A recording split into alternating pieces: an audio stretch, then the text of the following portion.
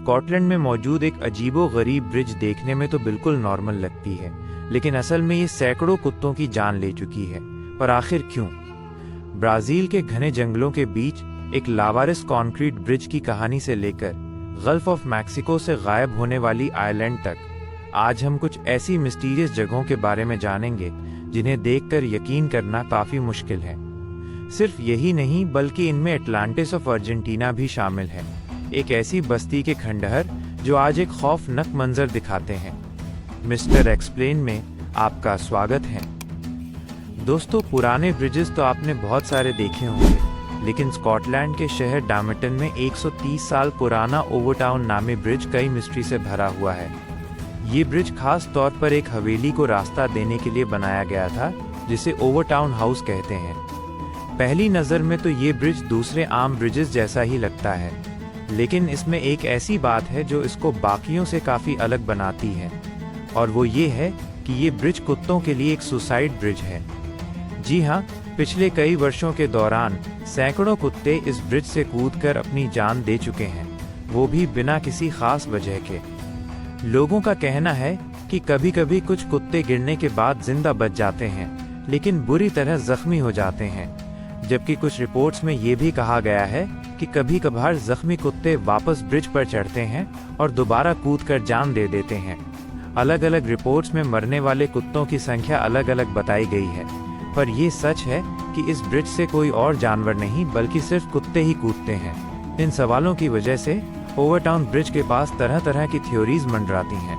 कुछ लोगों का, खासकर केल्टिक पागन को मानने वाले के मुताबिक, ये ब्रिज आसमान और जमीन के बीच की जगह माना जाता है, जबकि कुछ लोकल्स का मानना है कि ये कंपस में मौजूद हवेली में रहने वाली एक बेवा के भूत का काम है, जिसे व्हाइट लेडी ऑफ ओवरटाउन का नाम दिया गया है। एक और मशहूर थ्योरी ये है कि 1994 में एक पागल बाप ने इसी ब्रिज से अपने छोटे बच्चे को फेंक दिया था, और इसी हादसे की नेगेटिव एनर्जी कुत्तों को ऐसा करने पर मजबूर करती है। इन सब अजीबोगरीब थ्योरीज के अलावा कुछ रिसर्चर्स ने ज्यादा समझ आने वाली वजह भी बताई है। 2006 में animal behaviour expert David sense ने इस ब्रिज की जांच की। उन्होंने नोटिस किया कि ब्रिज के नीचे जंगल में छोटे जानवर, खासकर मिंक्स की संख्या बहुत ज्यादा है।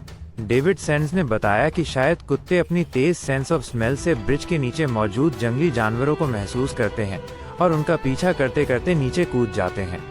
एक्सपर्ट्स ने यह बताया है कि इस ब्रिज का डिजाइन और उसकी लोकेशन कुछ ऐसी है कि जब कुत्ते इसकी दीवार पर चढ़ते हैं तो उन्हें ऐसा लगता है जैसे नीचे खाई नहीं बल्कि फ्लैट सरफेस अभी तक कंटिन्यू है।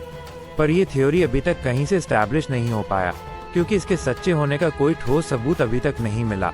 पिछले कई साल से ओवरटाउन ब्रिज का ये मामला अभी तक एक मिस्ट्री बना हुआ है। कोई भी नहीं जानता है कि सिर्फ कुत्ते ही यहाँ से क्यों कूदते हैं। अगर आप गल्फ ऑफ मैक्सिको के किसी भी पुराने मैप को उठाकर देखेंगे तो 1600 और 1700 सेंचुरी में स्पेनिश एक्सप्लोरर ने मैप बनाया था, तो उसमें आपको युकाटन पेनिनसुला के नॉर्थ में एक छोटा सा आइलैंड नजर आएगा, जिसे बरमेजा का नाम दिया गया था।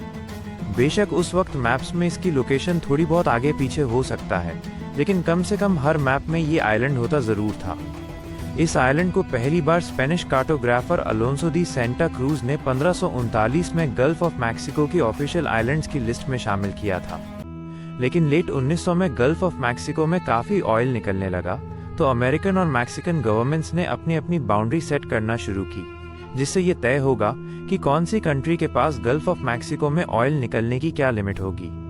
अब क्योंकि बरमेजा आइलैंड युकाटन पेनिनसुला के करीब था, इसलिए अगर मैक्सिको को ये आइलैंड मिल गया तो उनकी गल्फ ऑफ मैक्सिको में बाउंड्री बढ़ जाएगी। उस वक्त मैक्सिको गवर्नमेंट ने 3 बार बरमेजा आइलैंड को ढूंढने की कोशिश की, लेकिन सीरियसली उन्हें उस आइलैंड का कोई निशान तक नहीं मिला। मैक्सिकन नेवी का कहना था कि ऐसा मालूम है कि जैसे कोई आइलैंड यहाँ पर कभी था ही नहीं। बात शायद यहीं खत्म हो जाती, लेकिन उसके बाद एक वाकया हुआ जिसने लोगों को कुछ और सोचने पर मजबूर कर दिया। मैक्सिकन नेवी के न ढूंढ पाने के 1 साल बाद एक मैक्सिकन सेलेटर, जैसे एंगल फ्लोरियो, जो मैक्सिको के तेल निकलने के इलाके को बढ़ाने और बरमेजा आइलैंड के वजूद के सबसे बड़े हिमायतियों में से एक थे, मैक्सिकन हाईवे पर कार हादसे में मारे गए। उनकी मौत के बाद लोगों ने बातें बनाना शुरू कर दिया कि अमेरिकन CIA ने मल्टीपल ब्लास्ट करके आइलैंड को गायब कर दिया है ताकि मैक्सिको के गल्फ में राइट्स हो जाए। उसके बाद 2009 में एडवांस टेक्नोलॉजी की मदद से दोबारा आइलैंड को ढूंढने की कोशिश की गई, लेकिन ओशन फ्लोर पे रेत के सिवा और कुछ नहीं मिला। 2009 में इस नाकाम कोशिशों के बाद मैक्सिकन सोसाइटी ऑफ ज्योग्राफी के प्रेसिडेंट ने यह दावा किया कि हो सकता है कई सदियों पहले स्पेनिश एक्सप्लोरर्स जानबूझकर ये फेक आइलैंड दिखाया हो अपने दुश्मनों को गुमराह करने के लिए। पर बरमेजा आइलैंड वाकई कभी था ही नहीं, या कोई कुदरती ताकत इसे खत्म कर गई, या फिर इसे वाकई कहीं से जानबूझकर खत्म किया गया। ये सच आज एक मिस्ट्री बनी हुई है। ब्राजील के घने जंगलों के बीचों बीच एक ऐसा मिस्टीरियस स्ट्रक्चर मौजूद है जो शायद किसी शहर का हिस्सा लगता है। ये कंक्रीट का ढांचा 130 फीट से ज्यादा ऊंचा और 1000 फीट लंबा है। इसमें टनल्स, दीवारें और एक बहुत बड़ी कंक्रीट की फाउंडेशन मौजूद है, जिसे वक्त के साथ जंगल धीरे धीरे निगलता जा रहा है। दूर से देखने पर ऐसा लगता है जैसे किसी ने इस स्ट्रक्चर को शहर से उठाकर बिना किसी मतलब के साउथ अमेरिका के जंगल में फेंक दिया हो। जंगल के बीच ऐसा स्ट्रक्चर काफी अजीब और मिस्टीरियस माहौल पैदा करती है, पर असल में ये स्ट्रक्चर करीब 50 साल पुराना है। ब्राजील में BR 101 हाईवे एक बहुत मशहूर और लंबा रास्ता है, जिसकी लंबाई 4650 किलोमीटर से भी लंबा है। इस हाईवे को बनाने का काम 1950 में शुरू हुआ था। 1960 में इस हाईवे के एक अहम हिस्से पर काम शुरू हुआ, जिसका नाम वायाडक्ट पेट्रोब्रास था। इसका मकसद रियो दी जेनेरियो और शाओ पोलो के सैंटोस जंगल से होते हुए जोड़ना था।